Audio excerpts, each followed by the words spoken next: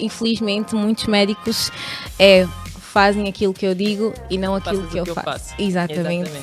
Hoje recebo a doutora Suene de Sousa Rabelais Rodrigues Coelho. É médica angolana com formação em Medicina Geral e pós-graduações em Gestão em Saúde pela Universidade Europeia Miguel de Cervantes. Acredito que muitos pacientes também se sentiriam influenciados em beber essa mesma água, então eu não vou separar. Reconhecida pelo seu impacto social, já ofereceu centenas de consultas gratuitas e venceu os prémios Tigre Nova Garra na categoria de saúde em 2025. Hoje recebo a doutora Suene Coelho para uma conversa informal, enérgica e diria até um pouco inspiradora sobre como pequenas práticas de consumo de água podem tornar a nossa produtividade laboral maior. Será que sim? Será que não? O nosso episódio de hoje do Separar as Águas é: mas doutora, a água faz assim tão bem? Bem-vinda, doutora Suene. Olá Maria, muito obrigada pelo convite. Obrigada por ter aceitado o nosso convite e antes de começarmos a separar as águas, a questão é exatamente essa: a água faz isso tudo que nós ouvimos dizer sobre os seus benefícios? Maria, vamos aqui primeiro deixar algo bem claro. A água é fundamental para o nosso corpo. Para quem não sabe, a água constitui quase que metade do nosso corpo. Um adulto que tem pelo menos 20 anos pode ter 50% da constituição do seu corpo com água. E só mais um dado curioso: 92% do nosso cérebro é água. Então imagina a importância que a água tem só para constituir o nosso corpo. E claro, ela tem funções que são vitais. Ela possibilita a hidratação, ela permite que nós não envelhecemos de forma precoce, mas mais do que isso, ela previne muitas doenças. Então diz-me, que a água é ou não é fundamental? Eu até fiquei sem palavras. Okay. Mas estamos a falar de dados. Nós, quando colocamos números na conversa, é porque estamos mesmo a falar a sério. Eu não brinco com dados. Estamos a falar a sério. Então, isso leva-me já ao meu primeiro desafio para a doutora Suene, que é o seguinte: a doutora Suene é médica de família, corrija-me se estiver médica errada. De trabalho. Médica do trabalho. Uhum. Os médicos todos têm noção disso que a doutora... Não me responda, é uma pergunta ainda retórica. Quero saber se os médicos todos têm noção disso que a doutora disse. Por isso, separa as águas se os médicos consomem também a quantidade recomendada diária de água. Separe, doutora. Bem, eu gostaria muito de separar as águas, mas infelizmente não vou poder separar. Infelizmente, muitos médicos fazem aquilo que eu digo e não aquilo que eu faço. Exatamente. Mas a verdade é que deveríamos, de certa forma, ser o exemplo e praticamente viver pelo exemplo. Se nós médicos demonstrássemos aos nossos pacientes que beber água é fundamental, com as nossas práticas diárias, acredito que muitos pacientes também se sentiriam influenciados em beber essa mesma água. Então eu não vou separar. Doutora, e diga-me outra coisa: separe as águas se este caminho de seguir a medicina dá muito trabalho? Separo sim. De facto, seguir medicina sempre desde o início foi muito trabalhoso. Desde quando nós ouvimos dizer que precisamos de ter notas muito altas para podermos ingressar na universidade, e desde o trajeto que nós estamos dentro da universidade e depois ter que sair e continuar. Ser médico não é de facto uma tarefa fácil, não desmerecendo todas as outras profissões, porque eu acredito que todas elas são importantes, desde as mais simples até as mais complexas. Mas ser médico dá-nos aqui um frio na barriga que é muito grande. É uma responsabilidade muito grande cuidarmos de vidas e sabermos que dependem muitas pessoas de nós para estarem bem e poderem estar com o seu bem-estar em alta. Doutora Suene, peço-lhe que volte a juntar as nossas águas e que me responda ao seguinte: se os seus pacientes acreditam realmente nos benefícios que o consumo de água traz, ou se este é um exercício extremamente difícil de fazer e é uma tecla que tem que estar frequentemente a ser apertada. Bem, a maioria dos meus pacientes que chegam ao consultório têm sempre essa dificuldade do ingerir água, do saberem de facto quais são os benefícios reais que estão associados ao consumo de água. E como médica, é uma das minhas tarefas que é a sensibilização e educação em saúde. O meu consultório não é somente para tratar doenças, é exatamente para prevenir também estes mesmos problemas de saúde. E muitas das vezes, ou quase sempre, eu sou obrigada a fazer uma palestra, uma sensibilização sobre o consumo de água, porque muitos deles surgem com problemas de saúde que poderiam ser evitados se eles consumissem água, infecções urinárias, cálculos renais, litíases, pedras nos rins, simplesmente porque eles não têm informação do poder que está por detrás da água, do consumo da água. Então é importante que, enquanto médica, eu faça exatamente esta sensibilização com eles e relembre, olha, é importante beber água porque a água hidrata, porque a água evita que surjam problemas, porque a água evita que surjam essas infecções urinárias que vocês estão constantemente a ter. E aqui é importante nós referirmos que os meus pacientes voltam ao consultório repetidamente porque têm os mesmos problemas repetidamente, meses por ali afora, porque exatamente não estão a fazer o que é o básico, beber água todos os dias ao longo do dia. Então, diga-me só o seguinte, já alguma vez... Não. Vamos a separar as águas. Separe as águas se já aconteceu, dentro da sua experiência enquanto médica, ter passado uma prescrição que fosse só e apenas consumir água. Com certeza. Só isso? Sem nenhum Benuron, nenhum Brufen? Sem nenhum Benuron, sem nada. Porque, primeiro, antes de mais, aquilo que nós fazemos em consultório é alterar o estilo de vida do nosso paciente. É a primeira coisa que nós temos que fazer. E muitas das vezes eu já tive pacientes que chegaram porque estão irritados, porque estão estressados, porque estão cansados, porque estão com dor de cabeça, simplesmente porque não beberam água, porque não têm comido direito, porque não têm praticado exercício físico, e muitas das receitas foi exatamente isso, recapitular a alimentação, recapitular aquelas que são as medidas básicas para que eles possam ter, vamos dizer, uma qualidade de vida. Às vezes só é preciso mesmo alterar o estilo de vida do paciente, relembrar que ele tem que voltar, parar, refletir sobre aquilo que ele está a praticar e seguir. Eu tenho, aliás, não é só um, acho que são vários pacientes que têm vindo exatamente só e que só precisam desta receita, mudar o estilo de vida e ir para a frente. Cada coisa que a doutora diz atinge-me como uma flecha. Eu tenho que me rever. Eu claramente tenho de me rever. Agora, na sua última resposta, na sua última partilha, falou de pessoas que chegam ao consultório às vezes só irritadas, cansadas. Que isso leva-me agora à minha próxima questão, que tem a ver. Nós, assim, pessoas que trabalhamos das 9 às 5, não é?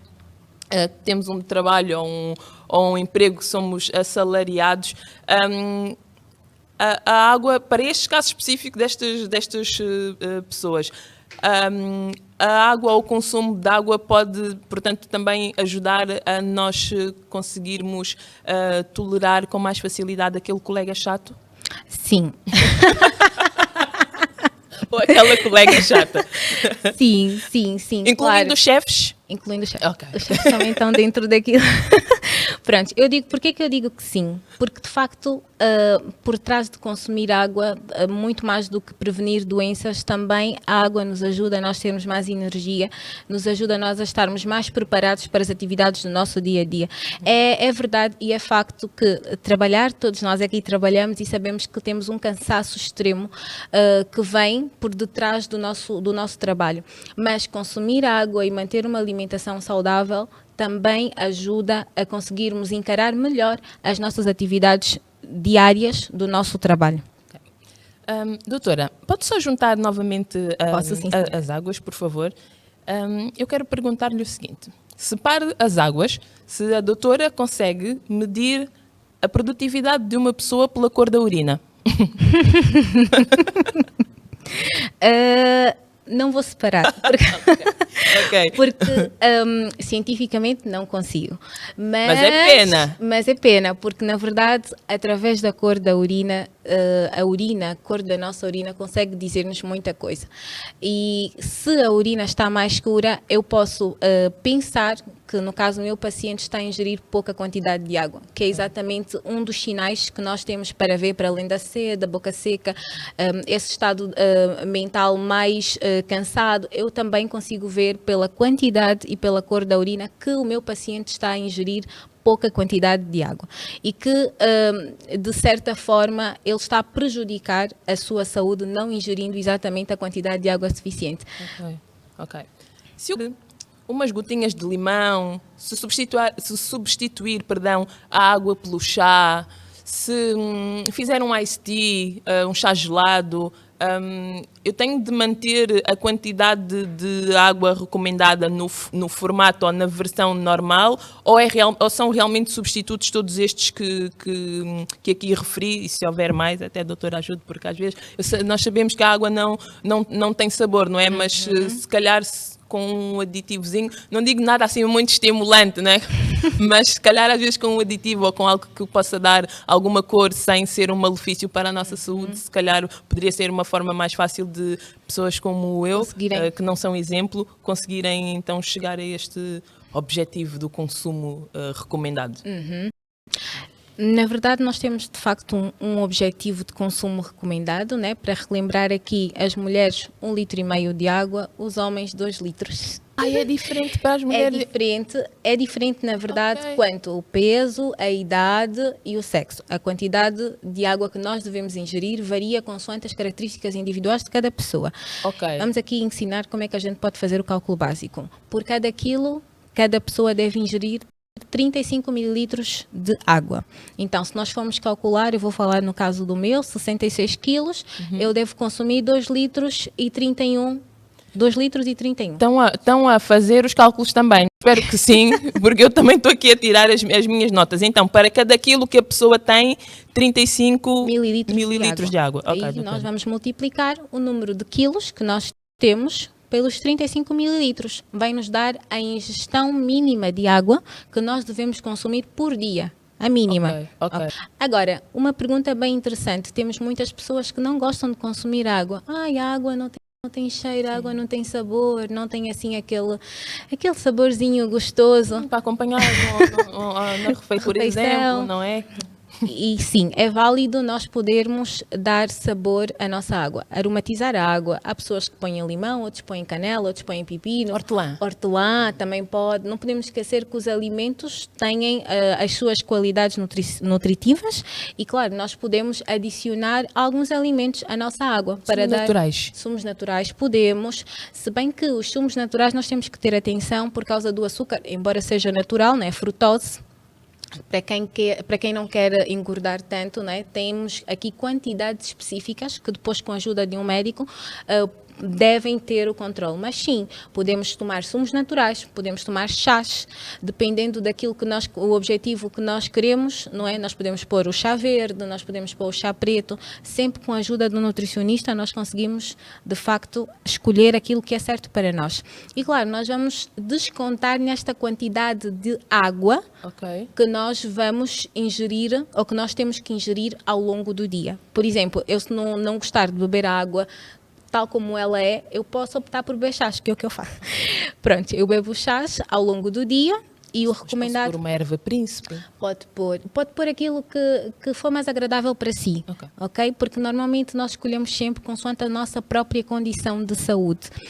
Por exemplo, eu lembro-me quando eu tentava emagrecer, não é? Porque a água teve um processo muito, muito fantástico naquilo que foi o emagrecimento, na minha perda de peso. Eu lembro que eu bebia muito chás, eu lembro-me que eu aromatizava a minha água com limão. Logo de manhã, em jejum, eu tomava um copo com água e limão, porque aquilo ajuda muito na eliminação de peso. Portanto, tudo depende muito do nosso objetivo, não é, que nós temos com a água. Mas, verdade seja dita, todos nós devemos consumir uma determinada quantidade de água por dia. Ok. Doutora, diga-me uma coisa, voltando aqui um pouco à questão do trabalho e da medicina do trabalho. Há pouco eu partilhava consigo que os 2 últimos locais em que trabalhei tiveram essa, não sei se diria preocupação, mas já senti de uma forma se calhar mais forte esta questão de os colaboradores terem de fazer exames de admissão, não sei se é esse o termo técnico para então estarem aptos a integrar ou não a equipa para onde seriam contratados.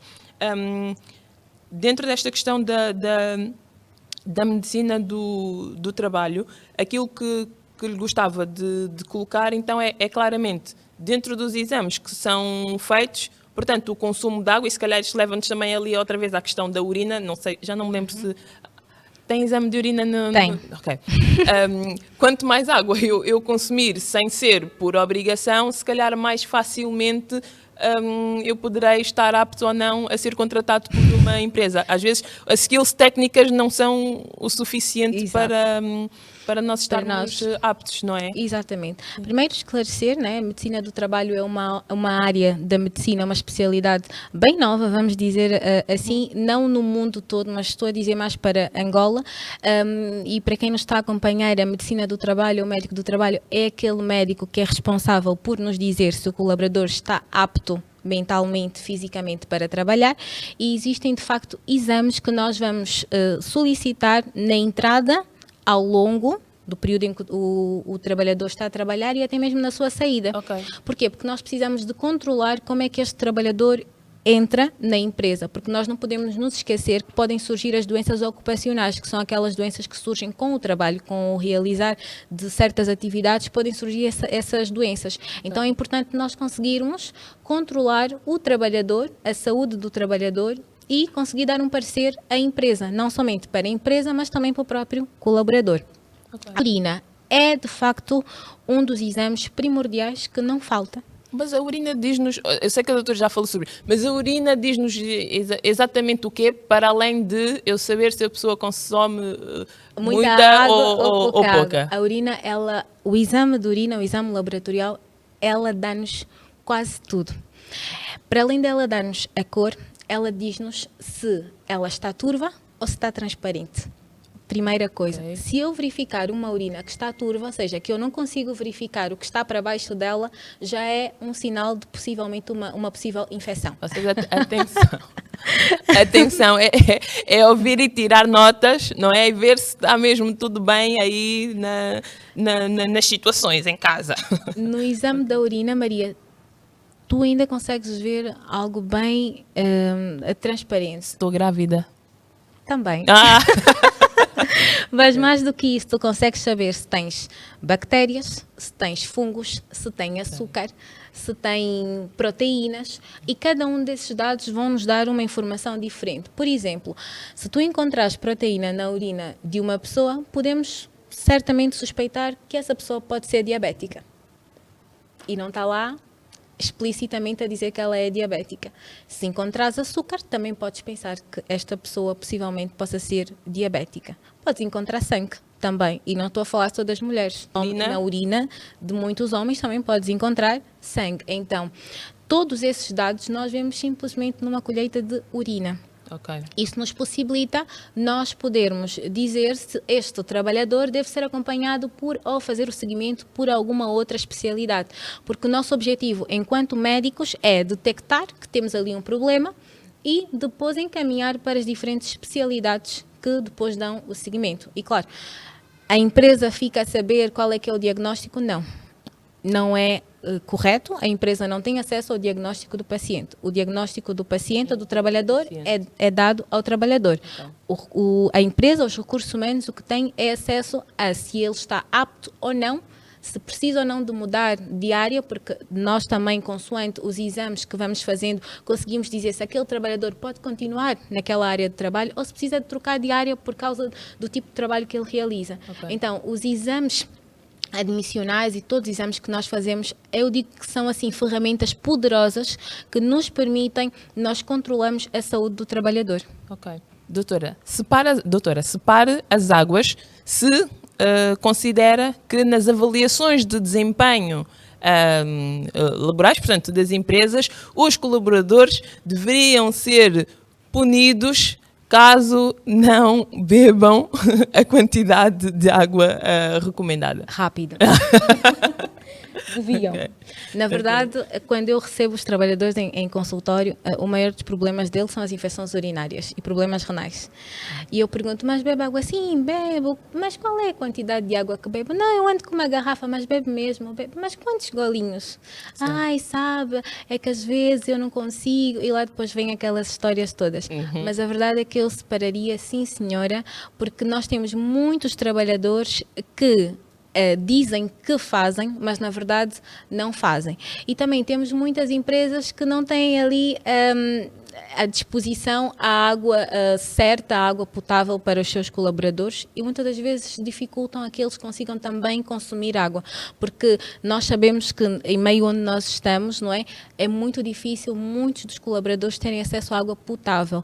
Okay. Então, se as empresas pudessem também dar a eles essa possibilidade de terem esse acesso fácil e rápido na empresa, eu acredito que também consumir mais água. Então, fica aqui essa dica também que é extremamente importante, né? Porque muitas vezes nós queremos colaboradores sempre impecáveis e aptos para cumprir aquilo que são as suas funções e muitas vezes não damos essas condições. E às vezes uma garrafa de água ou acesso à água potável para consumo pode ajudar bastante a ter colaboradores mais dedicados até, diria. Doutora, diga-me uma coisa. Estas questões todas de saúde e de bem-estar que está aqui a partilhar connosco, começou-se a preocupar já há algum tempo ou foi só quando decidiu ser médica? Bem, na verdade, eu sempre cresci um bocadinho acima do peso. Okay. Nós somos 4 irmãs e das 4, eu sou a mais velha, sempre cresci com essa questão do peso. E até depois, quando fui morar para fora, face às circunstâncias, sofri exatamente bullying, até mesmo por causa dessa questão do peso, de ter o sobrepeso. Então, eu acredito que toda esta situação que eu vivi na minha adolescência influenciou muito naquilo que eu me tornei hoje. Por exemplo, eu com 18 anos emagreci, perdi 40 quilos com 18 anos, quase a entrar para a área da medicina e ainda não estava na área da medicina. Perdeu 40 quilos? Sim. Okay. Simplesmente por causa dessa questão da autoestima, do amor próprio. Então eu vi-me obrigada a perder esses 40 quilos. E quando estava na universidade, fiz o meu trajeto toda eu assim, esbelta, magrinha. Mas depois no Covid, com esta transformação toda, voltei a ganhar os 20 quilos por causa de estar grávida, né? Nós, enquanto mulheres, a maternidade faz-nos aqui aumentar o peso. Isto no Covid. E depois eu tive a minha segunda filha, já estava na Universidade de Coimbra a fazer a minha especialização e engordei mais 20 quilos. Ou seja, voltei a ganhar aquilo que era o peso todo que eu tinha conseguido perder antes de entrar. 18. E aqui eu fui motivada, a perda do meu peso foi motivada exatamente pelo aquilo que eu queria dar aos meus pacientes. Porque nós não podemos querer pedir aos pacientes para serem melhores, viverem, terem um estilo de vida melhor, se nós não estamos a ter. É como se estivéssemos a ser basicamente falsos. Aqui eu já não fui muito motivada pela minha própria autoestima, mas pelo aquilo que eu poderia oferecer aos meus pacientes. Então, basicamente, o meu estilo de vida foi muito por conta exatamente disso. Ok. Eu vou fazer agora a minha quase última pergunta. Peço que junte as águas só para me dizer o seguinte. Separa as águas, doutora, se as mães fazem mal em beber refrigerante às escondidas para os meninos pequeninos lá de casa não verem e beberem só água.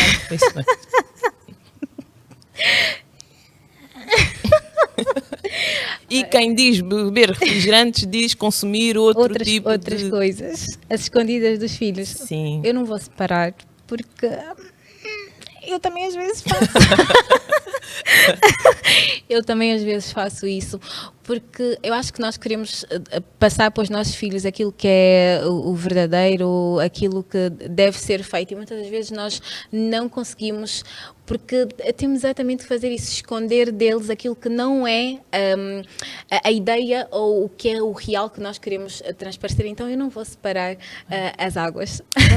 Vamos deixá-las então assim. Não faz mal, não faz mal. Doutora Suene, a mim resta-me agradecer a sua disponibilidade, a sua presença. Nós acabamos por tocar aqui em diversos temas, não só de medicina do trabalho, falamos um bocadinho assim sobre a maternidade. O tempo também não é assim muito, certamente teremos outras oportunidades para falar dos nossos pequeninos. Eu também tenho 2. Por isso foi um momento para mim importante para aprender, disse-me muitas coisas que eu não sabia. Estou pronta para começar a consumir água de verdade. Agora até já posso ser mais criativa e colocar mais coisas na água para ela se calhar ser mais fácil de consumir. Então vou agradecer mais uma vez, agradecer também a audiência de quem esteve connosco a ver-nos e a ouvir-nos, e deixo aqui o convite para o nosso próximo episódio. Já disse, estive com a doutora Suene Coelho. Este foi mais um episódio de Separar as Águas. Este podcast teve o apoio da Kinda Home.